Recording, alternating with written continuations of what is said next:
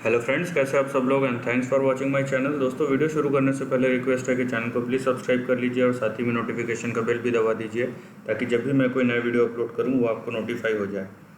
दोस्तों, इस वीडियो में हम एक इंटरेस्टिंग स्मॉल कैप कंपनी के बारे में बात करेंगे और इस कंपनी का मार्केट कैप अराउंड 550 करोड़ है, तो स्मॉल कैप है। इसके फंडामेंटल्स देखेंगे तो बहुत अच्छा नहीं है, इनफैक्ट अच्छा भी नहीं बोल सकते, रीज़नेबल है, ठीक ठाक, मतलब चल रहा है बोल के इस तरीके से। लेकिन मतलब चल रहा है, मतलब मैनेजेबल है, चीज़ें जो है अपने टाइम टू टाइम पे मैनेज हो जाता है कंपनी के बिजनेस से ही। डेट बहुत कम है इस कंपनी का, राइट। चीज़ें नेगेटिव नहीं है लेकिन अच्छी भी नहीं है, ठीक ठाक है, रीज़नेबल है, जैसा चाहे बोल सकते हैं। ये मतलब अगर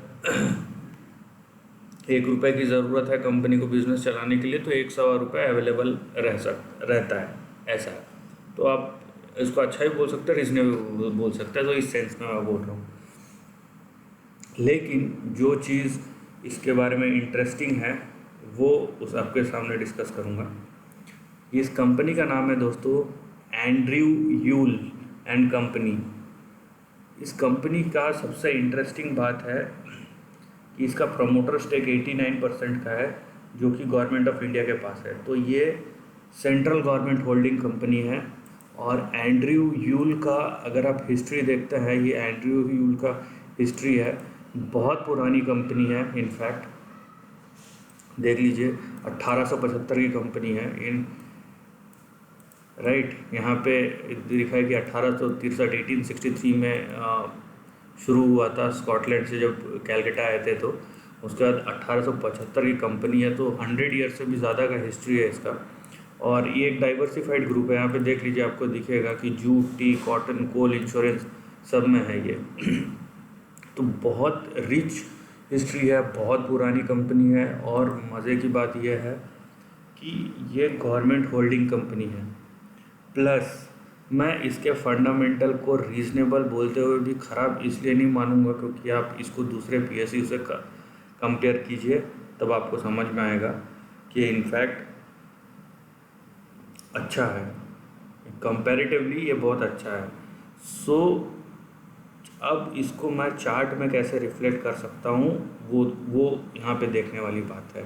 क्योंकि ये चार्ट देखिए, ये डेटा अवेलेबल है 2002 से, ये एकदम फ्लैट चार्ट है। यहाँ पे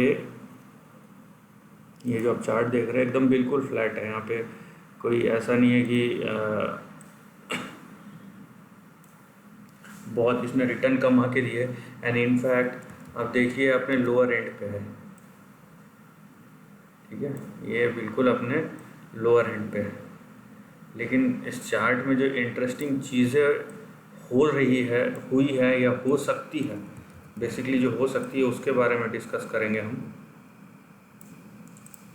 तो इसको थोड़ा सा मैं नीचे कर देता हूँ एंड यहाँ पे देखिए, राइट। सो ये मोटा मोटी इसका चार्ट पैटर्न है। एक और यहाँ पे बन सकता है, ये मोटा मोटी इसका चार्ट पैटर्न है, फ्लैट है एकदम, ठीक है। लेकिन यहाँ पे फ्लैट में भी आप इसके स्विंग्स देखिए, ठीक है। स्विंग्स की बात करेंगे उससे पहले यहाँ पे देखिए, ये आपका 7.6 का सपोर्ट है, जो इंटरमीडिएट एकदम सामने जो खड़ा हुआ है। और उसके बाद का सपोर्ट है ये 6 रुपये पे, जहाँ तक ये गया था उसके बाद ऊपर जंप किया है। और वो अगर टूट जाता है तो ये 2002 का लो है, जो है अराउंड 4 रुपीज़ पे। नौ अब इसके अपसाइड का मैं जैसे बोला कि यहाँ से यहाँ तक का देखिए, ये 1000% का है, ये प्रोबेबली 1100% का प्राइस है।